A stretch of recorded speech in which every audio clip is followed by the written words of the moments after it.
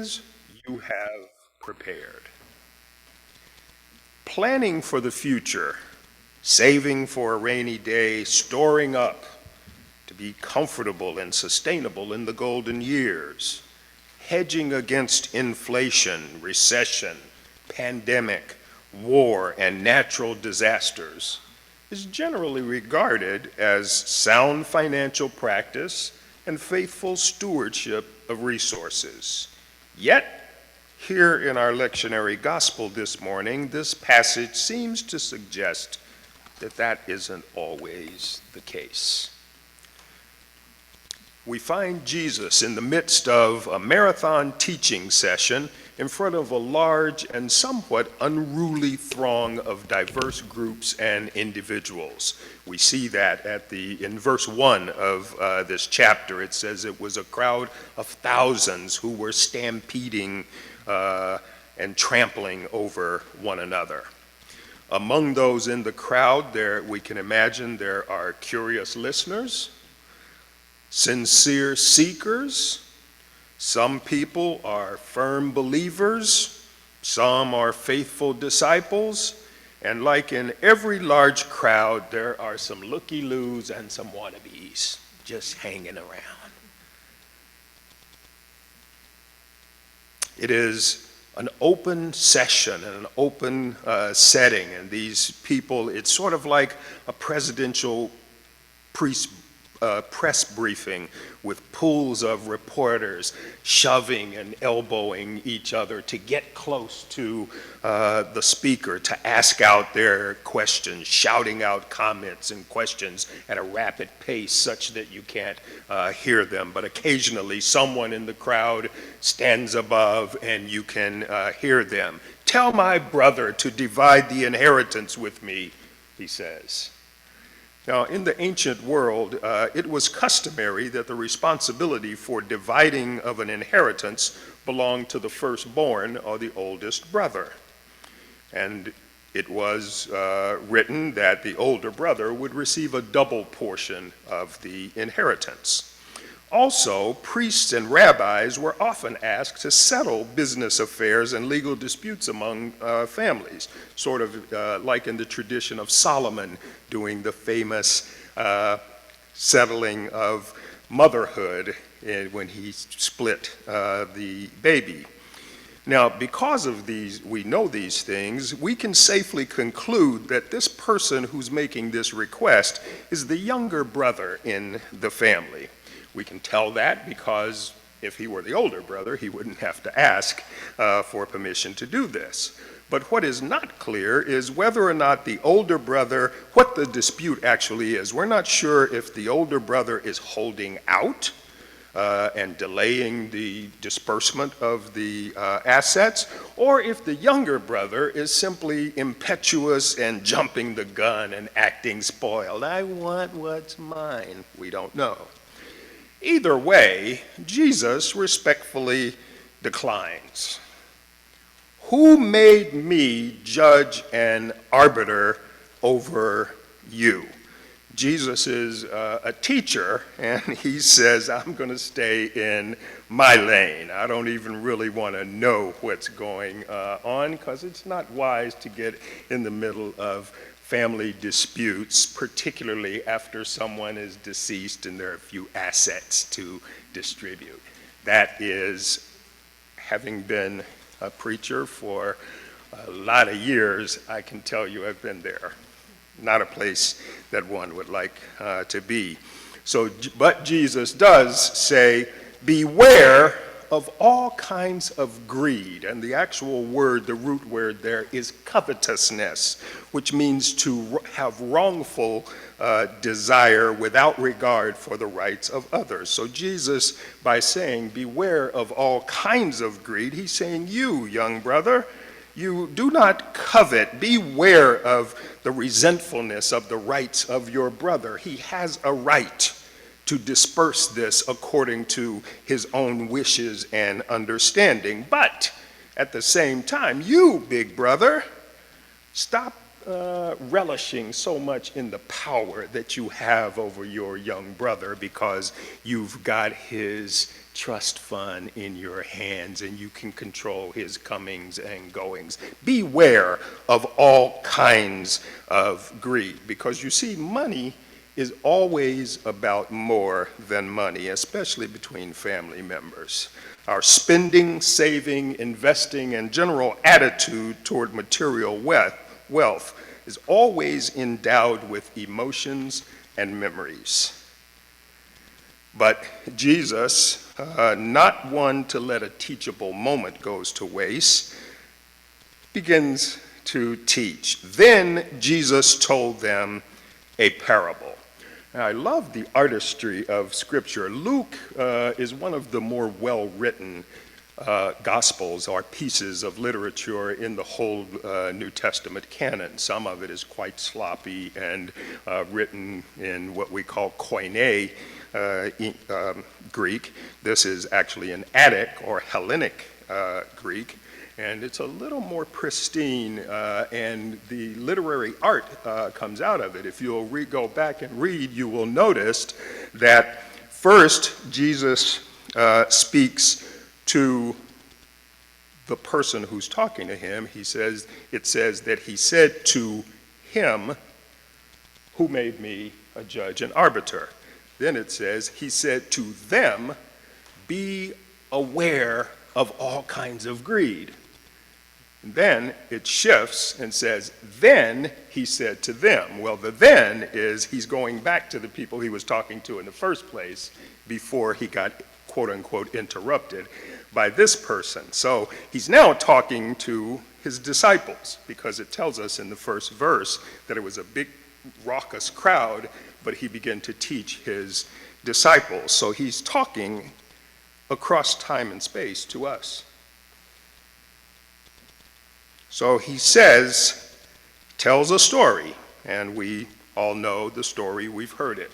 The land has produced so much that the barns are filled. What in the world am I going to do? This person decides, I'm going to build new barns and store all of my stuff, and it seems like I'm pretty well set, so it's time to eat, drink, and be merry.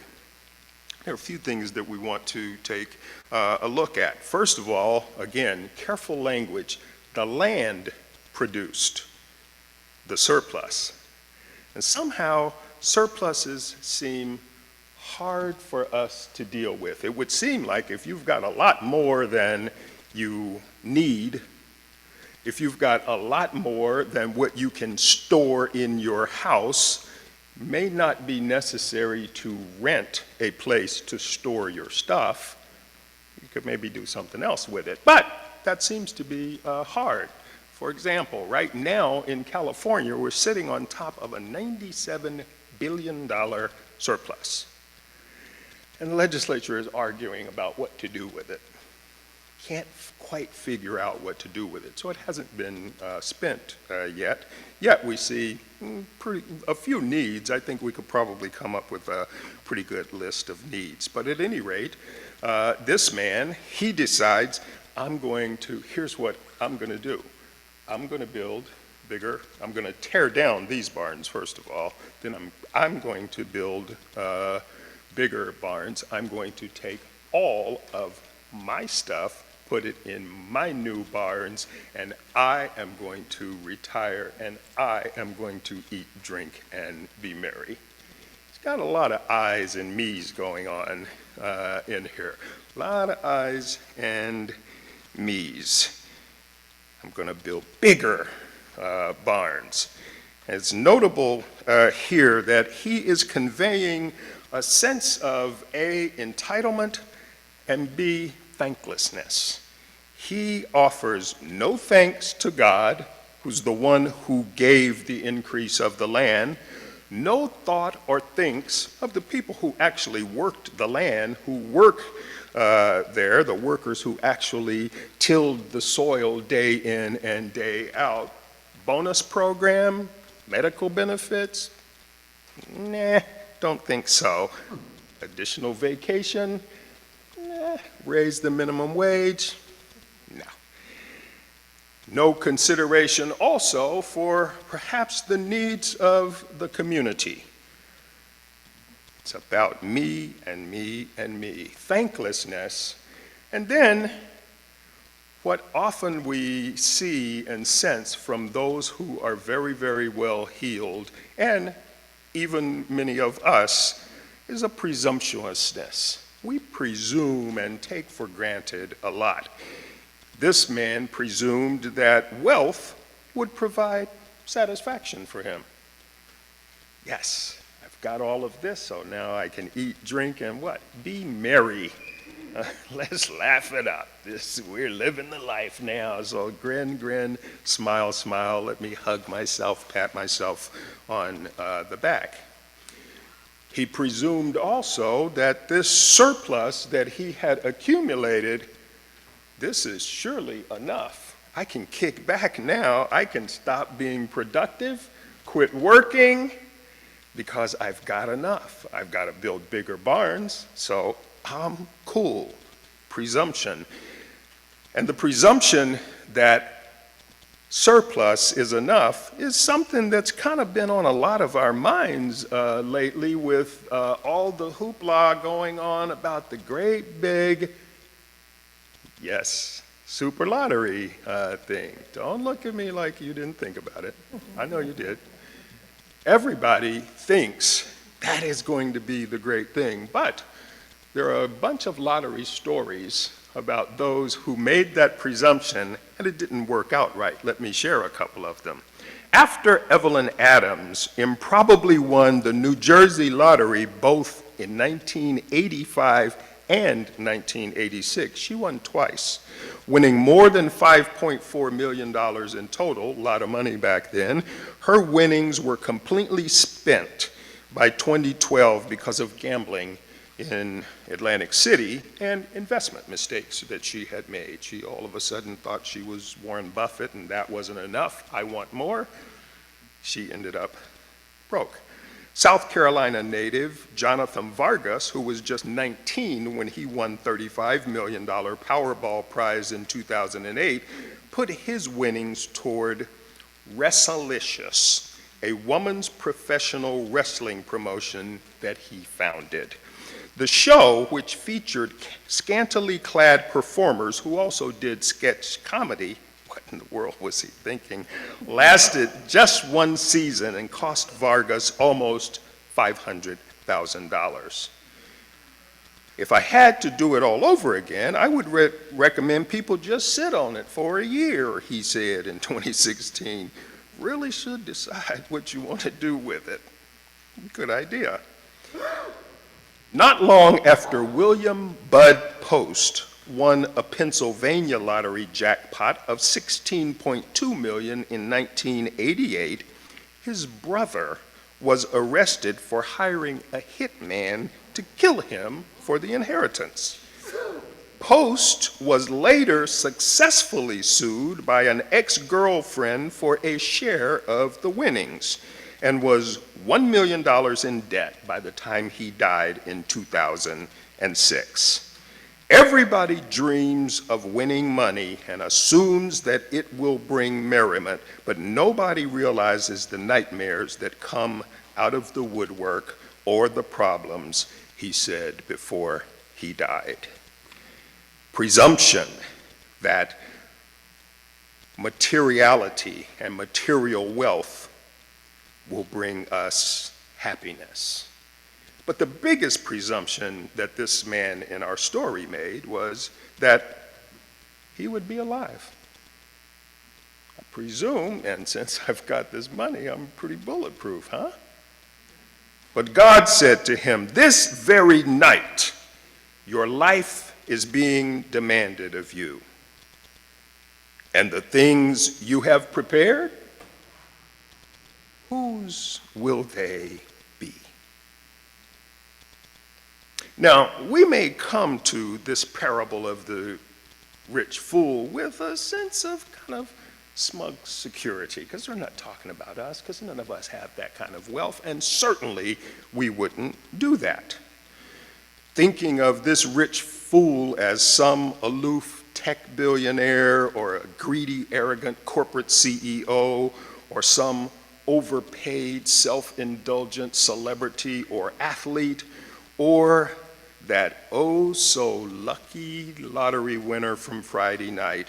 Thinking of them as the rich fool enables us not to think of ourselves as rich fools. But wait just a minute. If we are honest, most of us have to admit that we are, as individuals and as a nation, very well off, if not affluent or rich even. Yes, I get it. We are all struggling to move forward, and as a nation and society, we are teetering now with historic and seemingly insurmountable problems stacked one on top of another, and it's hard to breathe. But in comparison with others throughout the world, we are still exceedingly blessed materially and otherwise. And on an individual basis, God has caused the land of our lives, the land that is us, to be very fruitful. God has produced in abundance. We have talents, we have skills, we have friends, we have family, we have homes, we have daily bread, all as a result of what God has done. So we each, as the land of God, are producing abundantly. We must avoid the same sense of entitlement and presumption as the rich fool. And maybe it's a good time for us to think about that, because indeed, in the same way that God spoke to the rich fool, this very day, our lives, your life, my life, not may, but in fact, is and are being demanded of us. Not our mortal lives, but our daily, moral, social, faithful lives as Christians and disciples of Jesus. And the things you have prepared, will they be sufficient? Will they produce value and use to meet the task of being Christians in a cold, dark, desperate world? Perhaps there might happen in your own family, and it may be going on now, where a loved one or friend has become severely ill or disabled, and you must become the primary caregiver, and perhaps have a little bit less of time in the spotlight, or eating, drinking, and being merry, or doing something else. And the things you have prepared for that, are they sufficient? Perhaps you have an opportunity to make an impact on the situation of homelessness in our land and in our city. Perhaps you are called to be a member of a task force or on a committee from this church or from your denomination or from your city or your community. The things you have prepared, are they sufficient for that task?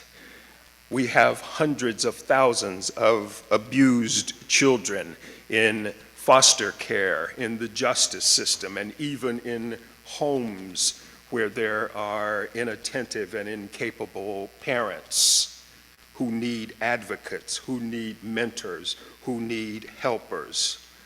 Are you being called to that? And the things you have prepared, are they able to stand that? There are victims being increased by the day by the wildfires that are now beginning to get up to full speed. People who will go home to ashen heaps of all of their possessions and lives and need some place to go and some sense of hope, the things you have prepared, can they help in that situation?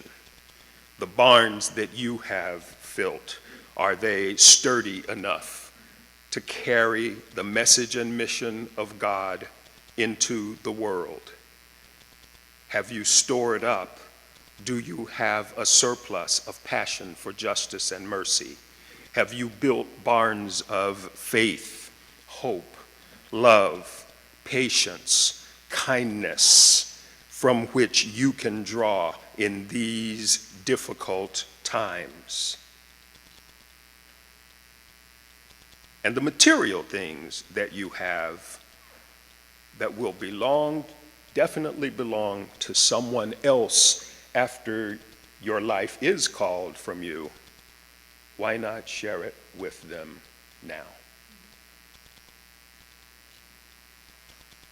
The things you have prepared, you received from God, and so, as Jesus said to his disciples, freely you have received, so freely give the things you have prepared.